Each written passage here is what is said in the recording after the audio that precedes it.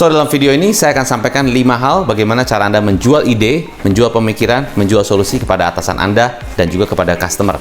Bagian yang baru pertama kali nonton channel saya, Anda bisa nonton dulu, jangan lupa Anda komen di bawah, lalu jangan lupa Anda tekan tombol subscribe dan bunyikan belnya supaya Anda bisa mendapatkan video-video yang terupdate dari saya mengenai sales, business, leadership, dan banyak lagi. Oke, so ada 5 hal yang kita bisa lakukan supaya kita bisa menjual ide kita, pemikiran kita, dan juga solusi kepada atasan. Nah, apakah Anda merasa sebagai seorang leader, sebagai seorang manajer, ataupun Anda sebagai seorang sales, Anda sulit memberikan solusi atau menjual ide Anda, menjual pemikiran Anda kepada customer ataupun kepada atasan Anda? Karena setiap kali Anda sampaikan, ini Pak, bagusnya idenya seperti ini Pak, bagusnya solusi seperti ini Pak, atasan bilang, udahlah, nggak usah lah, itulah, udah pernah coba tapi kayaknya nggak bisa. Atau customer bilang, bagaimana Pak kalau kita coba ini, udah pernah begitu tapi tetap aja ini mahal dan sebagainya. Jadi kita mau menjual ide, mau menjual pemikiran, mau menjual solusi itu selalu belum apa-apa, udahlah. Ya, apakah Anda merasa seperti itu? Belum aja kita mau sampaikan, Pak, kita punya ide apa? Pak, bagaimana kalau kita begini, udah pernah dicoba, gagal. Jadi lama-lama kita tidak confident, lama-lama kita tidak berani untuk menyampaikan ide. Nah, Donald Trump bilang bahwa orang punya banyak great ideas. Many people have great ideas, but not many people have great ideas that they can sell the ideas. Jadi orang banyak punya ide, banyak pemikiran-pemikiran yang sukses, tapi mereka tidak bisa menjual idenya, tidak bisa menjual pemikirannya, maka mereka tidak sukses. Right? So, langkah pertama yang harus dilakukan adalah Anda mesti identifikasi masalah yang terjadi apa. Misalnya kalau dalam konteksnya sales adalah misalnya contoh salesman Anda di perusahaan Anda tuh sudah lama, sudah berbulan-bulan tidak mencapai target, dan Anda lihat grafiknya makin lama makin turun. Ya, sementara kebutuhan makin meningkat, biaya makin meningkat, tapi salesnya makin menurun. Anda sudah terus motivasi mereka, sudah terus kasih mereka arahan, bahkan sudah diberikan insentif, tapi tetap tidak capai target. Harus diapain? Itu masalah. Jadi yang pertama adalah identifikasi masalah. Ya, sebelum kita menjual ide, menjual solusi, pemikiran atau apapun, kita harus mengidentifikasi masalahnya. Dan masalahnya kita tanya kepada atasan kita, Pak, ini masalah ini kalau terus-terusan seperti ini. Jadi yang pertama adalah identifikasi masalah, yang kedua adalah dampak dari masalah itu adalah apa. Jadi dampaknya kalau masalah ini terus dibiarkan, masalah ini terus-terusan tidak dilakukan perubahan dan sebagainya, dampak terburuknya apa buat perusahaan? Oh iya ya, kalau dampaknya ini tidak dilakukan terus-menerus perbaikan dan kita terus begini terus, ya akhirnya perusahaan bisa dalam kondisi yang bahaya dong. Ya, ini biaya makin tinggi tapi penjualan makin rendah, tim salesnya nggak capai target. Nah, itu kan makin berbahaya untuk sebuah bisnis. Jadi dampak terburuknya adalah perusahaannya bisa collapse, kan gitu, dampak terburuk. Nah, itu nomor 2. Setelah dampak terburuk, coba kita tanyakan kepada leader kita atau kepada atasan kita atau kepada customer misalnya, apapun ya, bisa Anda tanya, dampaknya bagaimana Pak? Dampak terburuknya bagaimana? Sampai customer atau sampai atasan Anda merasa, iya benar juga ya. Iya benar juga ya. Nah, dengan dia bilang iya benar juga ya, berarti itu adalah satu sign bahwa mereka juga merasa ini adalah sesuatu yang berdampak buruk. Ya, kalau mereka bilang ya nggak apa-apa, namanya juga begini, naik turun nanti juga naik lagi, berarti belum kena dampaknya. Tapi kalau sampai mereka bilang iya ya benar juga ya, ini kalau gitu terus gimana dong?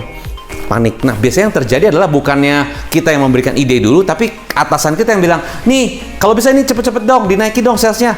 Jadi justru kita reaktif.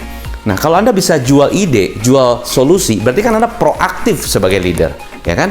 Nah, ini atasan harusnya suka, karena Anda bisa mendefine masalah, dan Anda bisa tahu ini dampaknya kurang bagus, bahkan ini terburuk buat perusahaan. Yang kedua. Yang ketiga, Anda baru presentasikan solusi Anda. Nah, pada saat Anda presentasikan solusi Anda, ya saran saya adalah Anda harus sangat-sangat confident dengan solusinya. Jangan sebaiknya sih bagusnya sih mungkin boleh dicoba sih. Nah, kalau Anda Anda nggak confident Anda nggak confident seperti itu, atasan Anda pun merasa, ya lu katanya mau punya solusi, tapi lu sendiri nyampeinnya kayaknya kurang mantap gitu, kurang jelas, kurang yakin gitu. Bagaimana saya bisa yakin akan solusi kamu? Bagaimana saya bisa yakin akan ide kamu kalau kamu sendiri juga nggak yakin akan ide sendiri, kan gitu. Berarti pada saat Anda menceritakan solusinya atau menjelaskan solusinya, Anda harus sangat-sangat confident. Ya, Anda harus benar-benar sangat, wow, saya menemukan ini yang seperti Anda menemukan sesuatu ide yang cemerlang. Ya, jadi mungkin Anda bisa catat poin-poinnya dulu. Ya, idenya begini. Ada poin-poinnya Anda catat dulu pakai cue card gitu. Boleh juga. Jadi pada saat Anda sampaikan kepada atasan, Anda nggak kelihatan Anda tidak yakin. Ya, Anda juga jangan mikir gini, nanti kalau saya sampaikan gini, nanti takutnya atasan bilang gini. Nanti kalau saya sampaikan gini, takutnya nanti atasannya nolak. Kalau saya sampaikan gini, takutnya nanti atasannya akan marah-marah. Nah, kita takutnya. Belum tentu itu terjadi.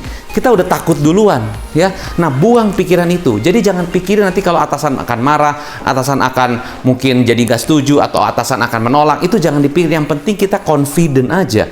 Kita yakin aja apa yang kita sampaikan itu adalah sebenarnya solusi yang paling tepat.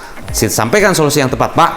Ini Pak, kalau saya lihat dari masalah ini Pak, memang sales sudah berbulan-bulan tidak tercapai target, dan Bapak tahu sendiri kalau memang ini diteruskan kan dampaknya tidak baik untuk perusahaan, ya, bisa collapse Pak. Nah, jadi ternyata setelah saya analisa, ya kan, Anda boleh bilang itu setelah saya analisa. Nah, ini ada beberapa poin Pak yang paling saya catat nih. Ada 5 poin yang paling benar-benar menentukan kenapa sales tidak capai target. Ada 3 poin atau ada 5 poin, boleh. Ya, alasan saya Pak ada 5 poin Pak. Dari 5 poin ada 1 poin yang paling besar. Nah, dengan Anda cerita seperti itu, begitu confident, atasan pasti akan dia akan lebih perhatian, akan lebih menyimak. Karena Anda ceritakannya benar-benar dengan benar-benar confident. Ya, dan Anda benar-benar yakin ada 5 poin, ada 5 problem Pak. Kenapa bisa sales tidak capai target dan kenapa bisa seperti ini? Yang pertama, mereka tidak termotivasi misalnya. Yang kedua, skillnya juga kurang. Yang ketiga, product knowledge juga nggak hafal. Yang keempat, mereka tidak ada kemauan. Yang kelima, mereka tidak lakukan daily rutinnya.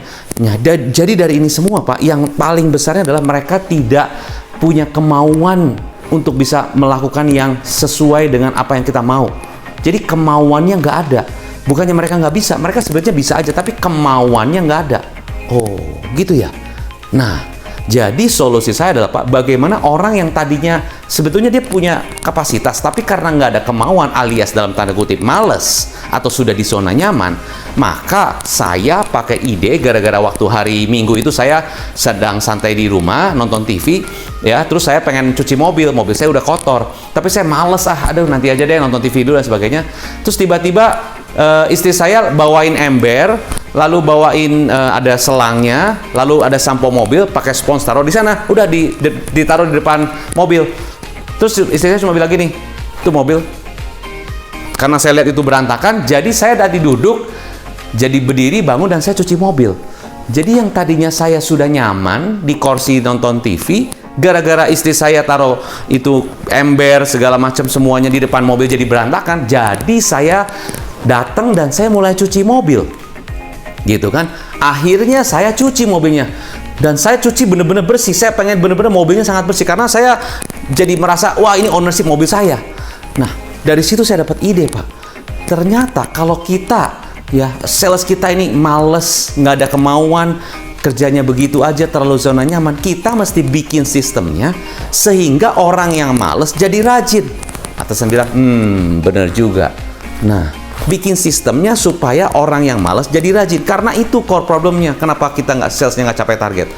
Oke, so gimana? Ya udah Pak, kita bikin reportingnya, kita bikin ada aturan di mana harus latihan setiap hari, di mana ada konsekuensinya kalau tidak latihan. Kita buat sistemnya sehingga mereka kalau tidak disiplin, mereka tidak mau ngerjain, ada konsekuensi, ada punishmentnya. Atau konsekuensi, kita bilang nggak punishment karena kita tidak menghukum, tapi dia kalau tidak disiplin ya ada konsekuensi. Entah apa itu, kita buat itunya. Jadi yang tadinya males atau zona nyaman jadi rajin. Boleh juga tuh ide kamu. Ya, oke, itu yang berikutnya tadi ya. Jadi kita masih jelas solusinya. Yang nomor 3. Nomor 4, ya, kemungkinan besar kita juga mesti persiapkan jawaban-jawaban kita seandainya ada pertanyaan. Ya, tapi namanya bikin sistem kan nggak gampang. Lagian kan kita form juga udah punya. Dan kita latihan tuh gimana waktunya, kan sales juga sibuk pagi pulang sampai sore.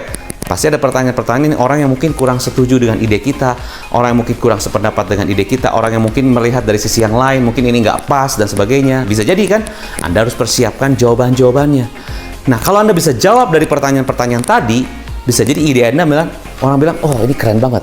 Iya benar juga ya. Iya betul, waktunya sales memang sibuk, tapi kita lihat apakah sibuknya beneran sibuk atau sibuknya berkualitas. Percuma mereka berangkat pagi pulang sore kalau nggak capai target. Berarti sebetulnya ada waktu-waktu yang kita bisa optimasikan, mungkin cuma 15 menit per hari mereka latihan role play, Bisa jadi demikian kan mereka punya confidence lebih. Nah, kita masukinnya setiap hari 15 menit, 15 menit, 15 menit. Masa sih nggak ada waktu? Misalnya. Form yang udah kita bikin, ya udah kita bikin sederhana lagi. Supaya mereka tidak usah ribet segala macam. Ada nulis ini, nulis itu, bikin yang lebih simple. Pakai Google Form atau apa, lebih simple, pakai checklist, lebih mudah, dan kita bisa lihat semua. Iya benar juga. Jadi Anda sudah prepare jawaban-jawaban yang mungkin ditanyakan oleh orang lain atau mungkin beberapa leaders lain yang menanyakan itu. Jadi Anda bisa jawab dengan confident. Nah, setelah Anda jawab itu, yang keempat, baru yang kelima Anda langsung putuskan. Oke, next, ini kita semua setuju ya. Oke, setuju dengan ide ini, berarti next actionnya apa? Next actionnya adalah mulai kapan kita langsung berlakukan ide ini. Langsung kasih aturan, langsung kasih arahan, dan sebagainya. Nah, dengan demikian, Anda lakukan 5 cara tadi. Yang pertama, identifikasi masalah. Yang kedua, sampaikan dampak terburuknya. Yang ketiga, solusi praktisnya apa? Harus sangat confident. Yang keempat, persiapkan jawaban apa saja yang jika ditanya oleh leader lain, Anda bisa jawab. Yang kelima, persiapkan action pertamanya apa.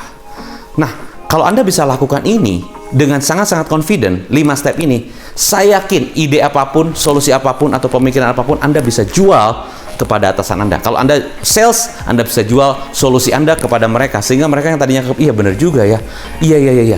Saya pikir sales itu cuma jualan produk. Tidak. Sales jualan solusi, sales jualan pemikiran, sales jualan ide brilian, yang mungkin idenya out of the box. Itu yang customer cari. Jadi kalau Anda sebagai sales, jangan fokusnya kepada jualan produk. Nih Pak, produknya Pak, nih Pak, benefitnya Pak, nih fiturnya Pak. Pasti akan ditolak customer, pasti customer akan tinggalkan Anda. Because you sell the product, you must focus on sell the ideas, sell the solutions. Ya, nah dalam video tadi Anda sudah belajar, ya tinggal coba Anda tuliskan di komen Anda, apakah Anda belajar ini. Dan saya minta kalau memang Anda belajar ini, Anda lakukan.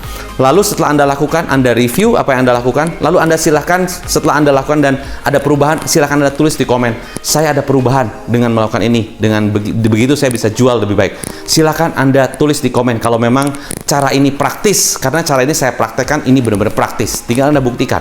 Kalau memang praktis, Anda tulis di komen. Ya, Anda bisa mendapatkan manfaat lebih. Nah, itu tujuan saya.